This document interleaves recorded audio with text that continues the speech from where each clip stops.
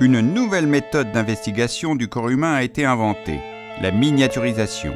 Grâce à elle, l'équipe de savants réunis autour du capitaine Nemo a déjà pu sauver une jeune femme. Ils entament aujourd'hui une nouvelle plongée. Que vont-ils bien pouvoir découvrir? Pendant la croissance, les organes doivent pouvoir grossir. Les tissus vieillissent et doivent se renouveler et, en cas de blessure, se régénérer.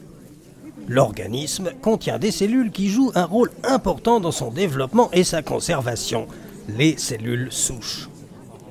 Il existe plusieurs sortes de cellules souches qui peuvent se développer en une, plusieurs ou toutes sortes de cellules. En culture, elles peuvent se reproduire pratiquement à l'infini.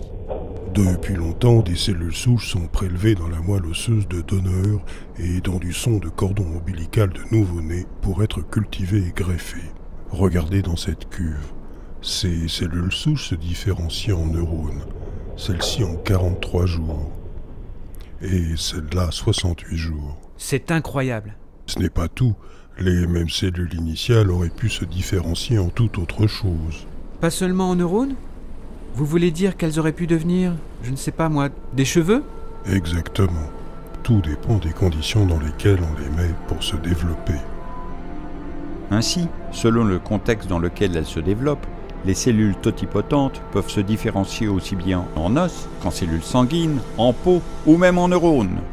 Elles ont un très grand intérêt en médecine, pour réparer des tissus ou même créer de toutes pièces des tissus ou des organes. Regardez celle-ci. Elles battent. On dirait... Oui, vous avez bien compris.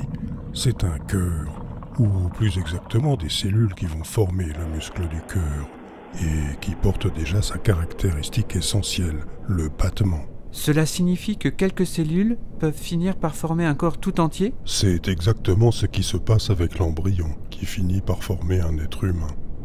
Les cellules souches humaines provenant d'embryons ont un grand intérêt scientifique et représentent un espoir médical, mais ne sont pour le moment qu'étudiées, leur utilisation posant des problèmes d'éthique et de sécurité sanitaire.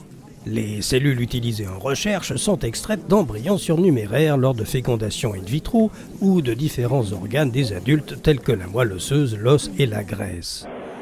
Des expérimentations de clonage à partir de cellules souches de la moelle osseuse devraient permettre à l'avenir de concilier éthique et recherche.